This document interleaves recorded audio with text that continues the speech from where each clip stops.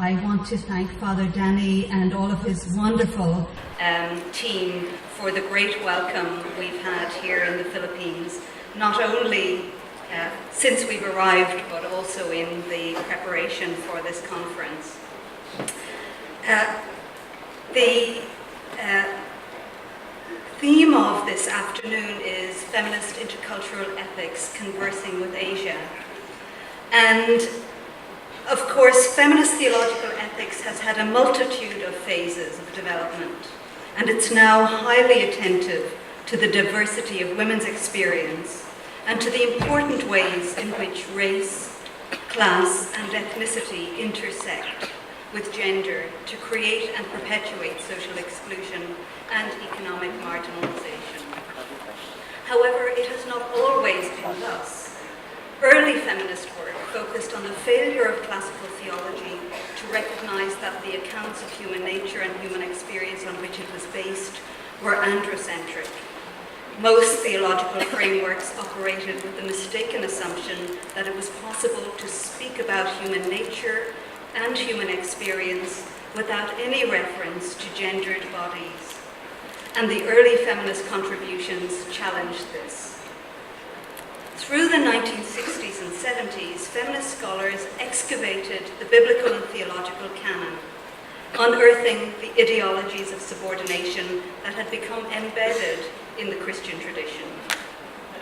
The early seminal works, like Rosemary Radford Ruether's Religion and Sexism, published in 1973, and Carrie Borison's Subordination and Equivalence, The Nature and Role of Women in Augustine and Aquinas, which was published in 1968, highlighted how thoroughly and energetically ideologies of subordination were adopted, developed, and promoted within the Christian tradition.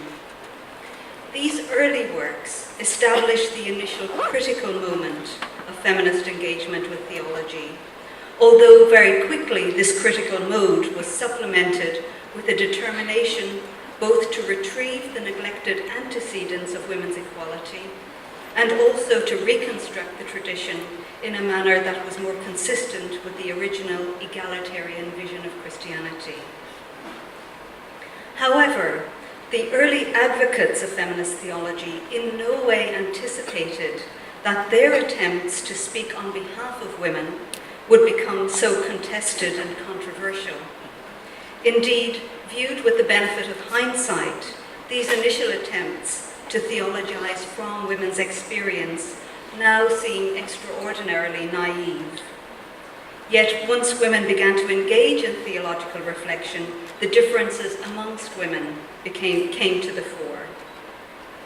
And whereas initially the racial, ethnic, economic and geographical differences between women were neglected, in the last 3 decades, this precise issue has become a dominant theme in feminist theological discourse, so that particularly since the mid-1980s, the theological significance of the differences amongst women have been foregrounded. The womanist theology pioneered by Dolores Williams and Katie Cannon that emerged from the African American community was really the first to highlight the impact of race as well as gender on women's experience of church and society. Hispanic women in the United States too named their distinctive theological perspective Mujerista theology, a neologism coined by the late Ada Maria Isasis Diaz. Additionally, the 1980s and 90s also saw the emergence of post-colonial feminist theological voices, particularly from the Global South. H. Watt, the Ecumenical Association of Third World Theologians, has been instrumental in promoting the inclusion of voices from the Global South, as has the Circle of Concerned African Women, and of course the Ecclesia of Women in Asia. Indeed, perhaps more than any group, it's been the theologians from Asia that have highlighted the enduring impact that imperialism and colonialism has had on the expression and experience of church. Moreover, as Anne McClintock argued in her 1995 book, Imperial Leather, the imperial project of colonization was not simply about political and economic dominance, but rather it sought to impact culture and society all the way down. Indeed, the categories of gender, race, and class were deeply interconnected in the discourse and practice of imperialism, to such an extent that they were really constitutive of the consciousness of European modernity. Lands were feminized, they were called virgin territory. Women were seen in categories of race, so certain groups of women were regarded as a race apart. The middle classes was structured over and against the degenerate classes, it was called, defined as departures from the normal human type. So that this interweaving was not merely a decorative metaphor, but rather was formative of and integral to Western identity. In Asia, Kwok Pui-lan, Agnes Brazal, who's here with us this afternoon, Gemma Cruz and Sharon Bong have really been pioneers in theorizing the complex way in which gender, race, and colonialism have been yoked together to create systems of marginalization and exclusion, as well as analyzing how the Christian tradition has been variously complicit in and critical of this trajectory. So we now understand that many of our fundamental theological categories hide a myriad of cultural and colonial assumptions about the natural features of human identity, about the structuring of life and community, about the meaning of the body, and other things. Moreover, we've also come to appreciate how these assumptions have often functioned to exclude certain persons from full participation both in the polity and in the church, and have placed limits on their ability to live lives that accord with their own understandings of human flourishing. Indeed, it's particularly through post-colonial feminisms that we've become aware that many of the assumptions on which we've built our ethical frameworks are culturally constrained. The challenge for feminist theological ethics, however, is that it become a genuinely pluralistic and intercultural enterprise. It's true that for more than 3 decades now, feminist theology has sought to respect, engage with, and build upon the diversity of worldviews, and to be attentive to the politics of representation. However, in this process, we've discovered that this is far more complex than we could ever have imagined, and that those elements that seem natural and self-evident in one world are precisely the elements that are often impenetrable and incomprehensible in another.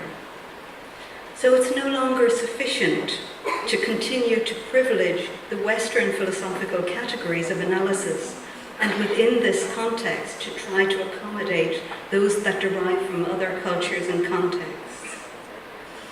And so theologians from the Northern Hemisphere, who are immersed in the scholarly, cultural, and economic paradigms that have created this marginalization, are particularly challenged to reflect on our own ethical responsibilities as we seek to create a genuine, pluralistic, and intercultural feminist theology. And in this next stage, I want to ask whether and how feminist theologians from the North can think through our own complicity in this dominant model, and to find ethical forms of engagement in feminist intercultural ethics. It is, I appreciate, a complex matter because the marginalization of women that took place in the Western world also used many of the categories that have been used to dominate and subjugate other parts of the world. So one can't simply divide or align the world along the lines of colonized and colonial. But nonetheless, while this issue has many dimensions, I want to focus on just one, namely the ethical challenge that we or I face when I speak about or with the other. Spivak Chakravorty's seminal essay, Can the Subaltern Speak?, is both chastening and illuminating in this regard, since it clarifies the depth of the challenge of mediating the other. Although written in a very different context and for a different context, The essay asks the radical question of those who, like herself, were seeking to break away from the narratives and perspectives of the elites and to ensure that the voices of those who have been marginalized because of their class, caste, gender, race, language, or culture could be heard. She's critical in this essay of discourses that pay lip service to the power differentials between those who speak and those that they represent. And she concludes that in most academic contexts today, the practice of problematizing the role of the investigator remains a meaningless piety. Even those theorists who are renowned for this critical attitude, namely Foucault or Deleuze or Guattari, are criticized for failing to understand how they too reproduce the erasure of marginalized subjects, even as they believe that they are rendering them visible. She argues that although they resist speaking for the oppressed, they nonetheless turn away from the dynamics of representation that ought to inform their difficult role in rendering visible the concrete experiences of those who are oppressed. If we've tended then to retreat from the messiness of the politics of representation, then a more ethical approach requires that this burden of representation be assumed, and that the inevitability of the epistemic violence inherent in all representation be acknowledged. For Chakravorty, the key is to understand that we are not representing them, i.e. those that are radically outside, but rather that we are learning to represent ourselves.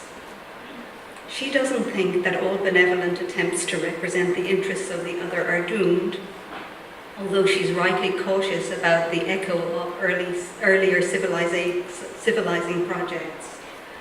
But rather, as Rita Burla argues, in asking us to represent ourselves, she asks us to supplement the benevolent intention of speaking for with an ethics of responsibility, in the sense of cultivating a capacity to respond to and be responsive to the other without demanding resemblance as the basis of recognition. So those involved in discourses of advocacy, including the discourse of feminist theological ethics, cannot proceed as though we are not ourselves caught up in the politics of representation.